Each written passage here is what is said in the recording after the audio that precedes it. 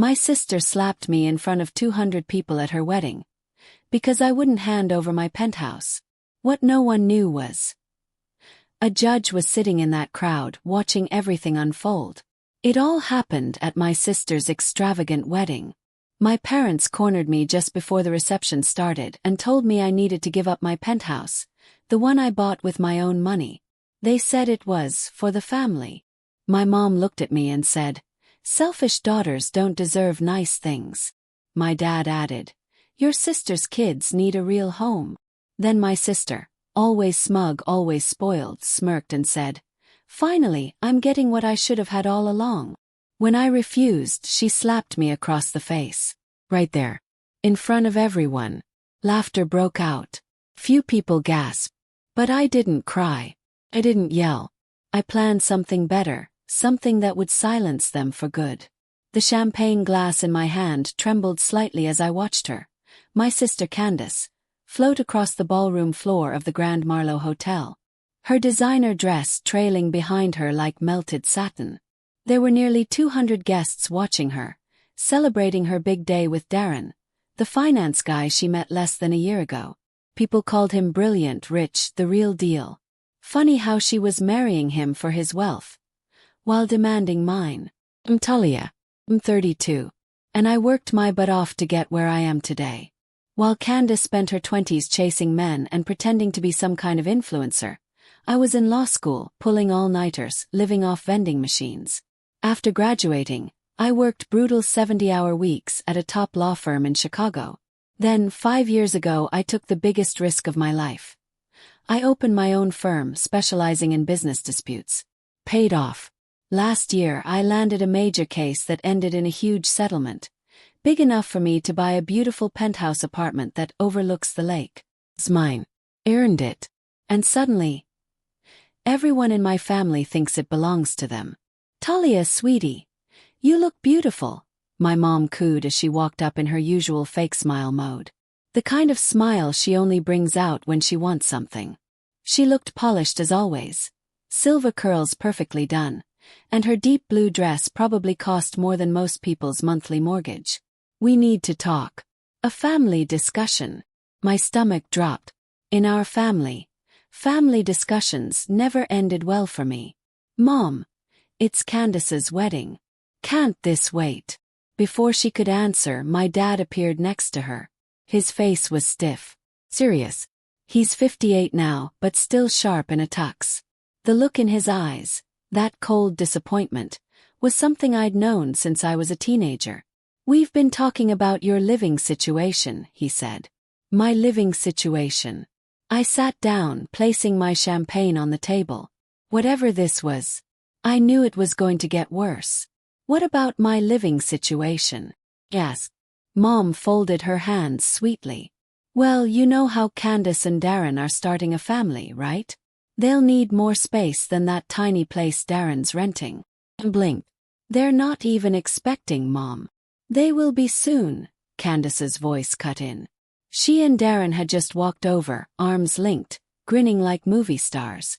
She was glowing, not from love but from control. "We're planning to start trying right away," she said with a proud smile.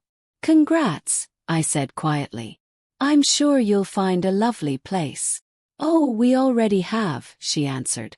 "We want your penthouse." Hit me like a slap to the chest. "I'm sorry, what?" "Now Talia," Dad said, stepping in. His voice dipped into that calm, fake reasonable tone that always came before something insulting. "Just think about this with logic. You're single. You don't need all that space. But Candace and Darren, they're building a family. They need room.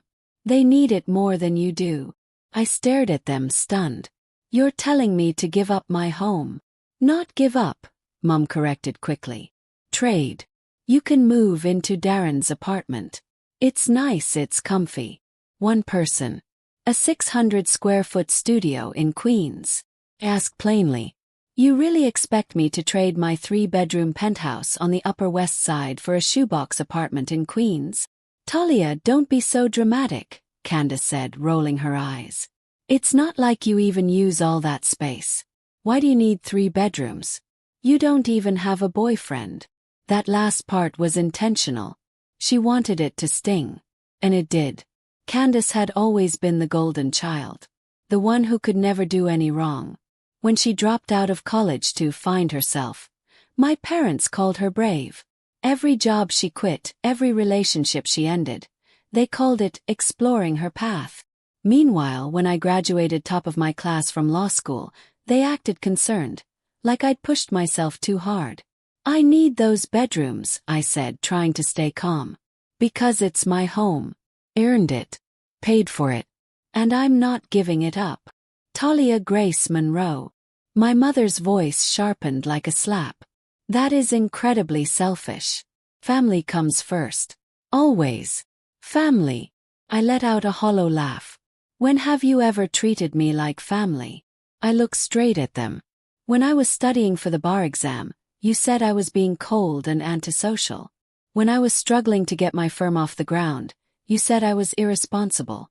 And when I finally made it, you called it luck. That's not fair, Dad muttered. But his voice was weak. Me. Isn't it though? I replied. When was the last time any of you asked how I was doing? Or showed interest in my work? My life? My happiness? You only show up when you want something. And now that I have something valuable, suddenly I'm family again. Candace stepped forward. Her cheeks were flushed with anger. You know what your problem is, Talia, she said through clenched teeth. You've always been jealous of me. That made me blink. You hate that I'm getting married. You can't stand that I'm going to have the family you'll never have. I'm not jealous of you, Candace, I said quietly. I'm disappointed in you. Disappointed? She laughed, bitter and loud. You're disappointed in me. I'm the one who's getting married. I'm the one who'll be giving mom and dad grandkids. What have you done besides chase money? I've built a life, I replied calmly. A life I worked for. Every part of it. And I never asked you or them for anything. Well, now we're asking, Dad said, his voice growing firmer. Your sister needs that penthouse more than you do. It's time you put family first for once. Your father's right, Mom chimed in louder this time. Selfish children don't deserve success. She looked at me like I had failed them all. You've had everything handed to you. And now you can't even help your own sister. That pushed me close to laughing. I looked around, then back at her. Handed to me. I repeated. I worked 3 jobs just to afford law school. I lived off instant noodles for 2 years while building my firm. I've never asked you for help. Not once. Your sister's kids need a real home. Dad suddenly bellowed across the ballroom. His voice echoed. People nearby turned to look. They deserve more than a cramped apartment. They don't even exist yet, I said, almost whispering. And still, somehow, they matter more to you than I do. But deep down, I already knew how this would go. I had always been good at one thing, achieving. And they had always been good at one thing, making me feel like it wasn't enough. Candace leaned in closer. Her tone dropped, venomous. You know what, Talia, she hissed. I'm done pretending to care about your feelings. I've always known I was the better daughter. Prettier. More fun. I'm the one they actually love. And now, finally, I'm getting what I've deserved since the beginning. Her words hung in the air between us, heavy and sharp. Guests had started to gather. The music had lowered. People could feel something happening. Some whispered. Others just stared. Eyes were on us now. What is it you think you deserve? I asked softly. Candace stood tall. Her eyes were clear. Everything, she said. The penthouse. The recognition. The life you've been hoarding for yourself. I deserve it all. And I'm finally going to take it. Over my dead body. The slap came so fast I didn't see it coming. Candace's fingers hit my cheek with a sharp crack that echoed through the ballroom. For a moment time froze. Conversations stopped mid-sentence. 200 guests turned their heads, eyes locking on the scene unfolding in the center of the reception hall. Then the laughter started. It began with quiet chuckles, mostly from Candace's friends. The same ones who had always seen me as the uptight sister. The boring one who cared too much about work and not enough about living. But the laughter spread quickly, catching like fire. Strangers, guests who didn't even know my name, laughed openly. Some pointed. Some whispered behind their hands. "Did you see that? She actually slapped her. Took long enough. That one's always been full of herself. I always knew she needed to be put in her place." My cheek stung. But I didn't cry. I didn't move. I just stood there, surrounded by the sound of people enjoying my humiliation. People who didn't know my story but still found it funny. Candace stood tall, smiling like she had won. "Maybe now you'll start acting like a real sister," she said with a satisfied look. Behind her, my mom and dad didn't say a word. They didn't scold her. They didn't comfort me. They just stood there, watching, as if waiting for me to finally break and give in. That's when it hit me. This was never just about a penthouse. This was about control. About reminding me that no matter how hard I worked, no matter how successful I became, I would never be good enough for them.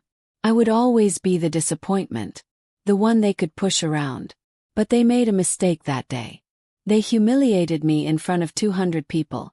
And not just anyone. Some of those people were lawyers, executives, and journalists. People I worked with. People who respected me. People who knew who I really was. And they just watched me get slapped across the face. I calmly reached into my purse and pulled out my phone. My hands didn't shake. Not even a little. I started typing. "Talia, what are you doing?" my mom asked, her voice uneasy now. I didn't answer. Kept typing. People around us began to quiet down, their laughter dying out as they noticed I wasn't reacting the way they expected. I wasn't crying. I wasn't storming out. I was doing something else. "Talia, put that away," my dad said firmly. "You're embarrassing yourself." "No," I said, still typing. "I'm not the one who should be embarrassed." Candace stepped toward me, trying to snatch the phone out of my hand. But I stepped back and hit send just before her fingers could touch the screen. "What did you just do?" she hissed. I looked up at her, then at my parents. I turned slightly to face the guests, most of whom were still watching with wide eyes.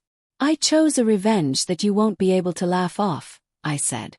Their confused faces were almost amusing. They had no idea what I was doing. They expected me to either break down or give in. They didn't expect me to fight back, quietly. My phone buzzed, once, then again. Then a flood of messages started rolling in. "Talia, what did you send?" my mom asked, her voice now rising with panic. And for the first time that evening I smiled. A real honest smile. "I sent a message," I said calmly. "To my group chat. The one with all my lawyer friends. The journalists I've worked with. Business contacts. People who actually matter in this city." Candace's face went pale. "What kind of message?" she asked. "Oh, just a quick summary," I replied casually. "About tonight. I told them how my family demanded I give up my penthouse. How my mother screamed that selfish children don't deserve success. How my father claimed that my sister's unborn kids deserve a better home than me. And how my sister slapped me in front of 200 people because I wouldn't hand over the home I worked my whole life for." The room had gone still. Even the musicians had stopped playing. "And," I added, "I told them how everyone in this room laughed when it happened. I just think it's funny," I said aloud, my voice cutting clearly through the now quiet room. "Funny how everyone thought it was so entertaining, watching a successful woman get slapped down by her own family, just for not giving away what she worked for." "Talia, delete it," my dad snapped. His voice was sharp, low, and angry. I tilted my head. "Delete what?" "The truth." Gave a small shrug. "Doesn't matter now. It's already been shared. You know how the internet works, Dad. Once something's out there, it doesn't go away." My phone kept buzzing, vibrating non-stop in my hand. Text messages. Most were filled with sympathy, disbelief, outrage. Some asked for more details. The story was already spreading faster than I expected. "You vindictive little," Candace screamed, her voice cracking. No, Candace, I interrupted. I'm just done being your doormat. That was when Darren, her husband, who had been completely silent this entire time, finally spoke up. Talia, he said gently, maybe we can figure something out. I don't think we meant for things to go this far. I looked at him. Really looked at him. The poor guy had no idea. You married into the wrong family, Darren, I said with pity. You truly don't know what you've stepped into. He blinked. What do you mean? I mean, your wife and her parents just made enemies with people who have real power. His confusion deepened. What are you talking about? Held up my phone. You know who Judge Margaret Chen is? He nodded slowly. Everyone in New York legal circles knew the name. Respected. Zero tolerance for privilege. She was here tonight. Saw everything. Already texted me. Told me how disgusted she is with your new wife. Candace's face drained of color. And David Rodriguez from the Times? I added. He's been circling me all night, trying to land an interview about my last case. He saw everything too. Now he wants a statement about how successful women are treated. Not just in courtrooms, but in their own families. Talia, stop, Mom said quickly, stepping forward. You're ruining Candace's wedding. She ruined her own wedding, I replied, not even raising my voice. When she slapped me in front of 200 people. It was just a slap, Candace shouted. You're blowing it out of proportion. No. It was an assault, I said, still calm. And it happened in front of lawyers. Judge. A reporter. You want to talk about what I deserve? Continued. I deserve to not be physically attacked by my own sister. Then my phone rang again. I glanced down and smirked. Well, this just got interesting, I said. It's Amanda Walsh. Mom's eyes narrowed. Amanda Walsh. You know her, I said. Walsh and Associates. High-profile PR law firm. They handle reputation crises mostly. She's offering to represent me for free. Candace nearly collapsed. Everyone in New York high society knew what it meant when Amanda Walsh got involved. She didn't touch rumors. She cleaned up disasters. If Amanda was calling, that meant the story had already spread far beyond this room. Please, Candace said quietly now. Her voice was barely a whisper. Talia, I'm sorry. I didn't mean to hit you. I just got emotional. I laughed. But there was no humor in it. You're sorry there are consequences, I said coldly. You're sorry you couldn't just take what you wanted. But you're not sorry for what you did. I am, she insisted, eyes darting to the people around us. I'll apologize publicly. I'll tell everyone it was a mistake. It's too late. And it was. I looked around the room. The crowd was silent now. The laughter had vanished. What remained were hushed voices, uneasy glances, and faces full of judgment. Not at me but at her. The damage was done. Everyone knew. The posts had already gone viral. And in this city, reputation is everything. My father stepped forward slowly. His voice was lower now. Controlled. But I could hear the defeat in it. What do you want? He asked. I turned toward him. I want you all to leave me alone. Pause. Let the words land. I want you to stop treating me like your emergency bank account. I want you to stop expecting me to give up everything I've worked for just to make Candace's life easier. And I want you to stop pretending that we're a family. Because the only time that word means anything to you is when I have something you want. Family, my mom murmured softly. No, I said, steady and clear. We're not family. Real family doesn't demand you give up your home. Real family doesn't scream at you in public. Real family doesn't hit you at a wedding. Family supports each other, celebrates success, respects boundaries.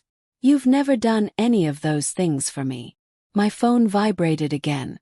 It was a text from my assistant. Talia, TMZ is calling. They want to confirm if you're the lawyer who was assaulted at the Ritz-Carlton wedding. What should I tell them? I lifted the phone and held it up so everyone could see the message. TMZ is calling, I said. This is about to become a very public story." Candace burst into tears. Her makeup, once perfect, started to smear down her cheeks. "Talia, please," she begged. "This is my wedding. Don't ruin it." "I'm not ruining anything," I replied. "I'm just done letting you treat me like your victim." Darren stepped forward, desperate now. "What can we do?" he asked. "How do we make this right?" I looked at him, then slowly turned to my parents, then back to my sister, standing there in her wedding gown, crying, everything falling apart. "You can't fix this," I said. "Because this isn't a one-time mistake. This is who they are. They take, they push, they guilt. And when you finally say no, they punish you for it." By now, the ballroom had started to clear out. Guests were slowly slipping away, whispering excuses, quietly grabbing their things. No one wanted to be part of the disaster anymore. What had started as a glamorous wedding had collapsed into a public family breakdown. And everyone was trying to distance themselves from it. "The penthouse is mine," I said calmly. "I earned it, paid for it, and I'm keeping it. If you want to live somewhere nice, Candace, get a job, work for it, like I did." She stared at me like I'd betrayed her. "I can't believe you're doing this. I can't believe it took me this long," I answered. As I turned to leave, I felt a hand grip my arm. It was my dad. "Talia, wait," he said. "We can still work this out. Family therapy, mediation, whatever it takes." I looked down at his hand, then up into his face. "Let go of me," I said quietly. He let go, quickly. He knew what it would mean if anyone saw him trying to stop me physically, especially after what had just happened. "There's nothing left to work out," I told them. "You made your choice tonight. You chose Candace over me. Just like always. You chose her comfort over my hard work. Her demands over my boundaries. And when I finally said no, you stood back and let her hit me. You didn't stop her. You didn't apologize. You didn't even ask if I was okay." I turned again, my heels echoing on the marble as I walked toward the exit.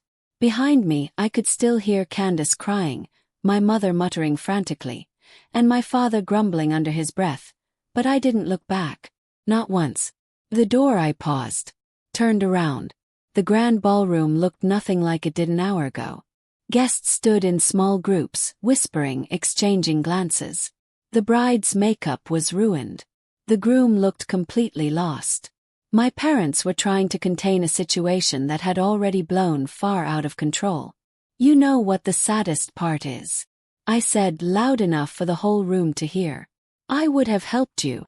If you'd come to me with respect. If you'd spoken to me like a sister, like a daughter, like family. I might have even helped you find a better place to live. Maybe contributed to the down payment." The silence that followed was heavy, uncomfortable. "But instead," I said, "you demanded my home. You shouted at me. You insulted me. And then you hit me because I said no. So now, you get nothing." And with that, I walked out of the Ritz-Carlton with my head held high, leaving behind the wreckage of my sister's wedding, and whatever was left of our family's name. The elevator ride down felt like it took forever. As the doors finally shut behind me, sealing off the chaos upstairs, I could still hear the chaos upstairs. Muted voices, crying, the sharp scrape of chairs being pushed back as guests hurried to leave. It was a slow unraveling, and it was loud enough to follow me down the elevator shaft. My phone hadn't stopped buzzing since I sent that group message. Each vibration filled me with two things: relief and dread. When I stepped into the lobby, it was blissfully quiet. The night manager, a polished man probably in his 50s, approached me with a concerned expression. "Ms. Monroe, is everything all right? We received word of some commotion upstairs." I paused for a beat, realizing even the hotel staff already knew. "I'm fine, thank you. Just family drama," I replied. He nodded politely, but the curiosity behind his eyes was clear. By tomorrow morning, every employee in the Ritz would know. And soon after, The story would ripple through the rest of New York's upscale hotels, restaurants, and cocktail lounges. This city thrived on gossip. Especially gossip about people like me. Outside, the cold October air hit me straight in the face. Fitting, since I'd already taken one slap tonight. I stood still for a while, watching the late-night traffic along Central Park South. Horns, lights, movement. The city didn't stop just because my world had shifted. Part of me was still in shock that I had actually done it. The other part wondered why it had taken me so long. Then my phone rang. It was Riley, my best friend. A prosecutor I had met during my first year in the field. "Talia, what the hell happened? I just saw your group message and now there are photos all over Instagram. Did Candace seriously hit you?" "She did," I said, starting to walk toward the metro.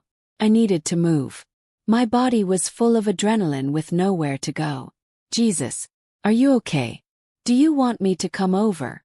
"I'm all right," I said. "Actually, I think I'm better than all right.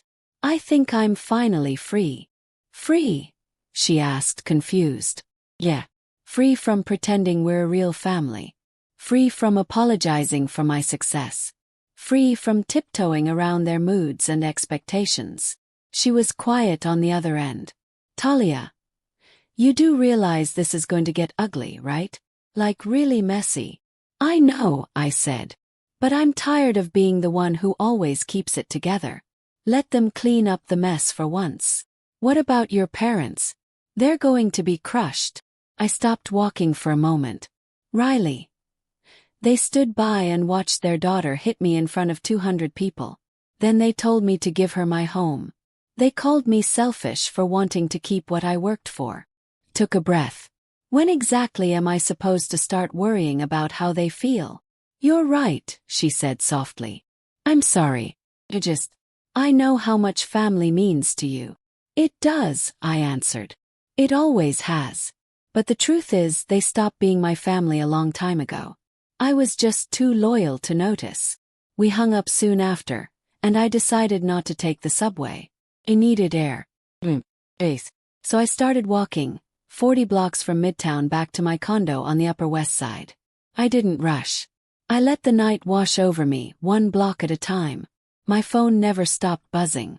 Some messages were from colleagues who had attended the wedding, stunned by what they'd seen but supportive.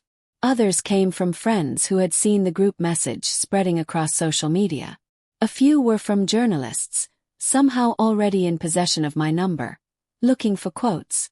But the one message that stopped me in my tracks came from Patricia Winters. She was the senior partner at the firm I had left years ago to start my own.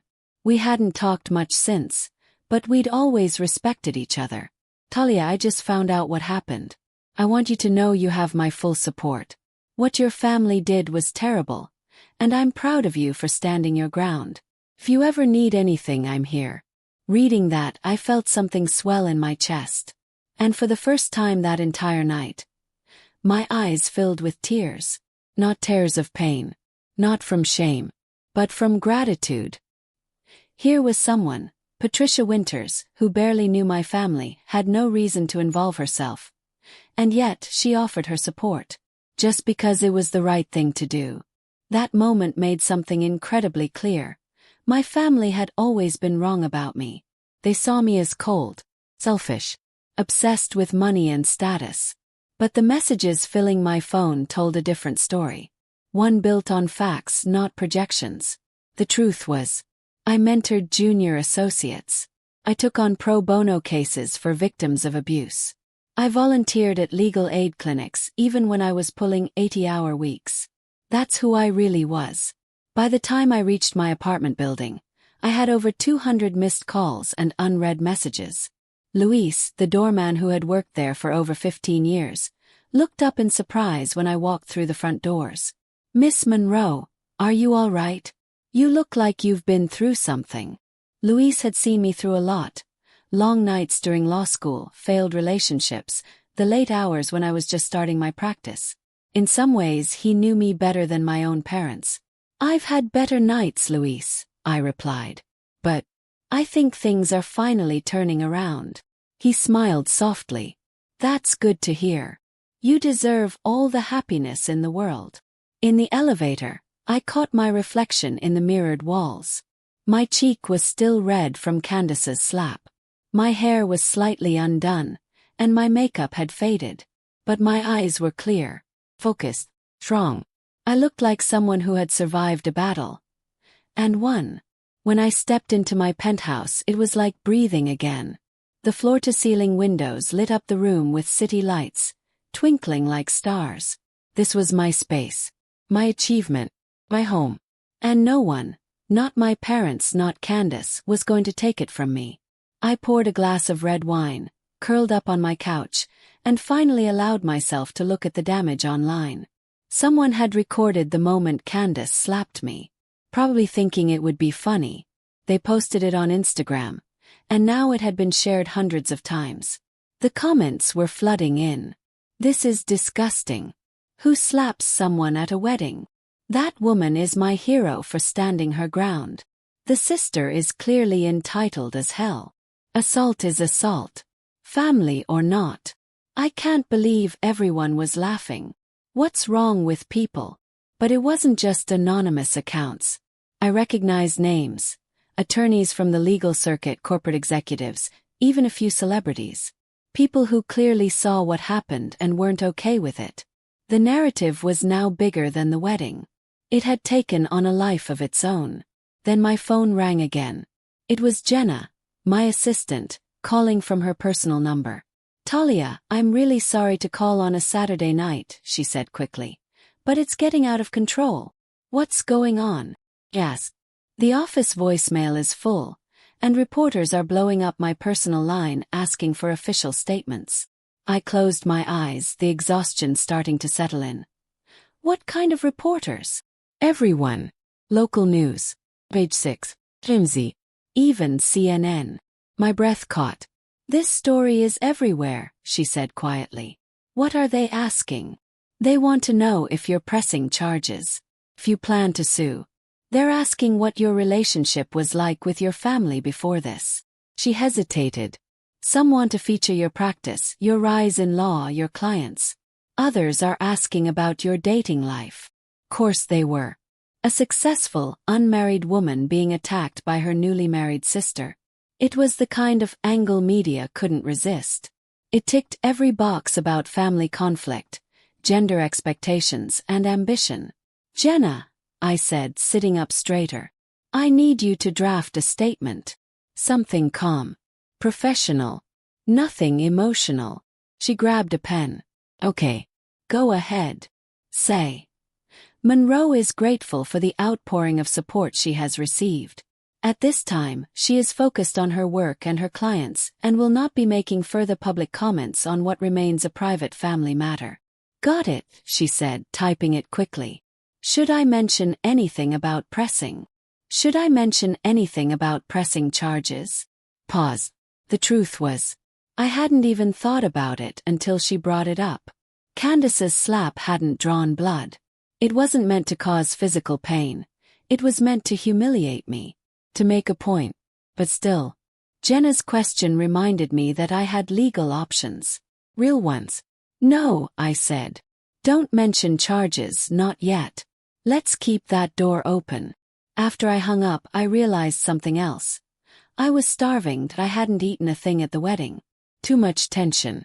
Too much anticipation of what was coming. I ordered Thai food, something warm, something grounding, and sat down to take it all in. By the time my dinner arrived, the internet had already exploded.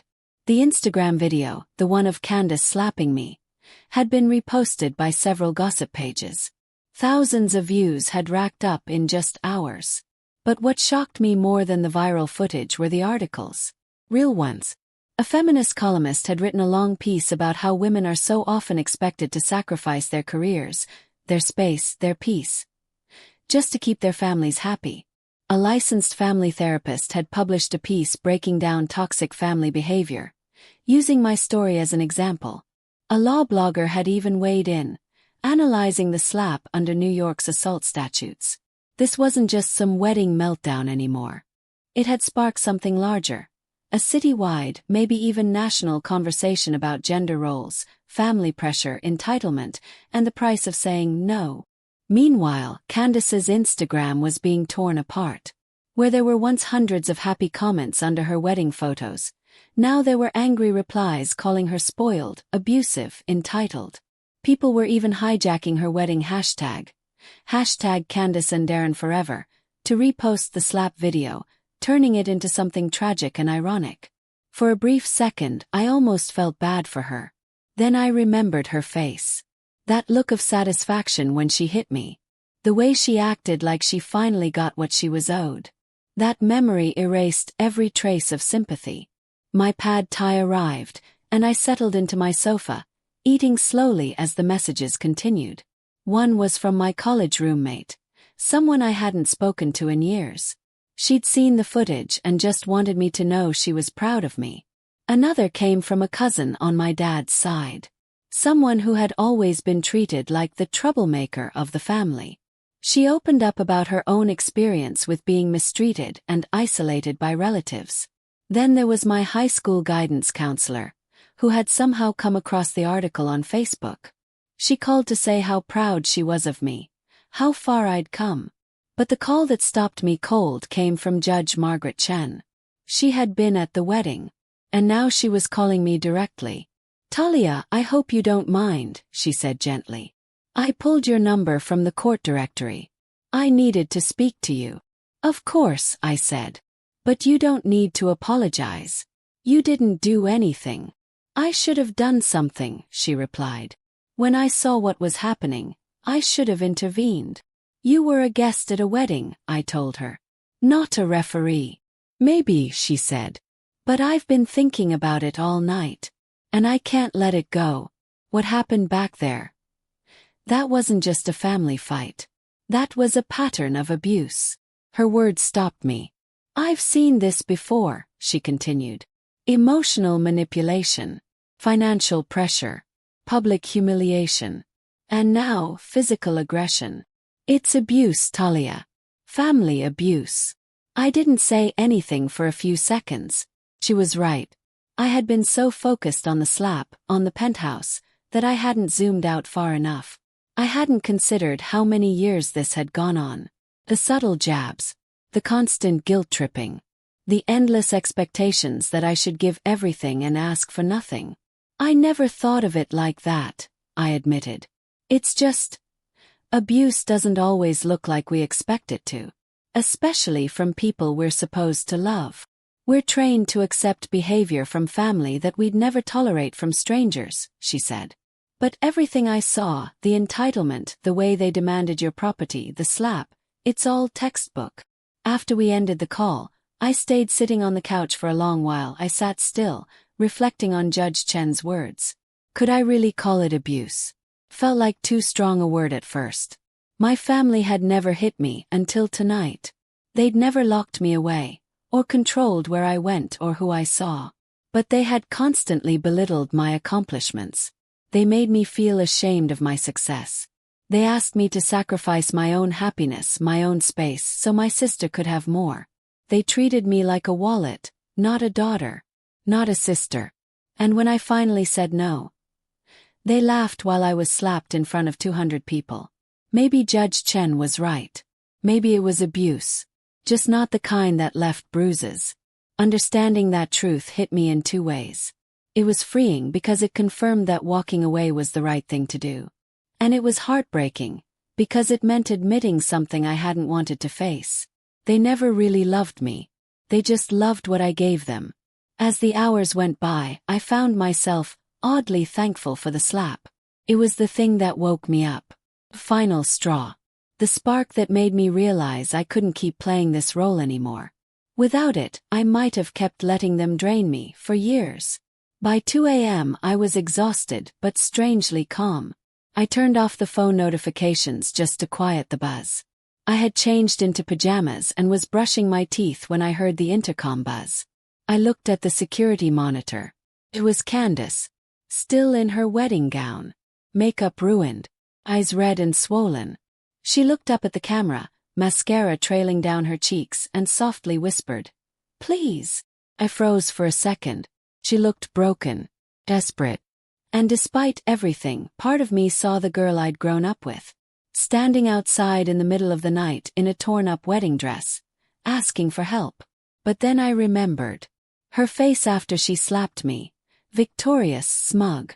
Her words that she deserved everything I worked for. And the sound of 200 people laughing while I stood there, humiliated. I turned off the monitor, walked to bed, and slept. The next morning it was front-page news. Lawyer slapped by sister at Rit's wedding. That was the headline on page 6, next to a crystal-clear photo of Candace's hand mid-swing. The article outlined everything, from my family demanding I give up my home, to the slap seen by everyone in the ballroom. By lunchtime the internet had picked it up. Hashtags like #wedding-assault and #family-grief were trending. Thousands of people were sharing their own stories. About controlling family members, about standing up for themselves, about choosing peace over guilt. That afternoon, Candace's new mother-in-law called to rescind her invitation to the family Christmas dinner. Darren's firm launched an internal review after several high-profile clients expressed concern about his connection to the incident. My parents' country club quietly suspended their membership, pending a conduct review. And the best part, I hadn't done anything illegal. Nothing violent. Nothing underhanded. All I did was tell the truth. And that truth, amplified by the network I spent years building, was louder than anything they could control. Sometimes the most devastating response isn't revenge. It's exposure. A week later, Candace called me again.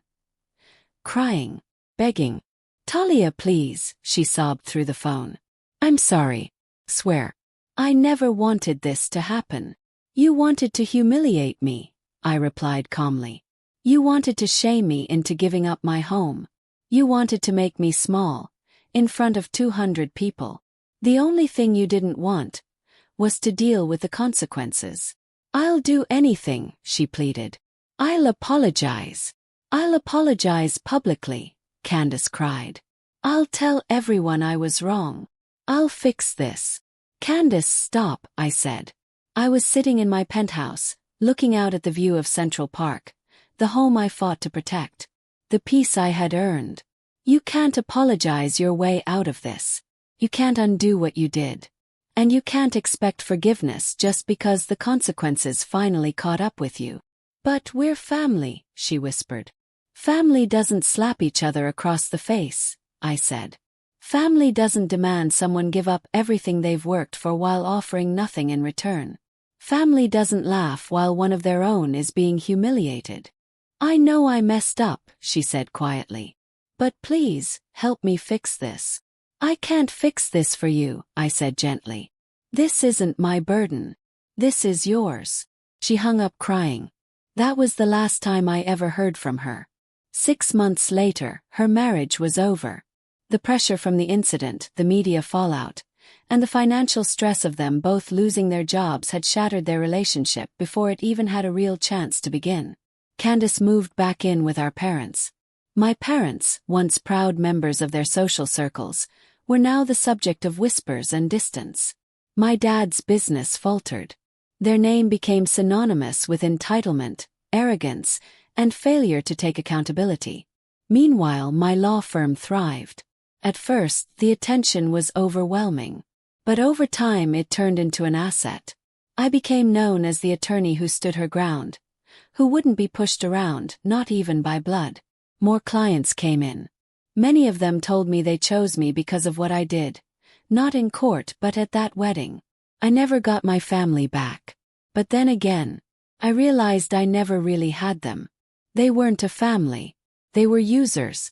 People who saw me as a tool, a source of money, space, reputation, not as a person to be loved or respected.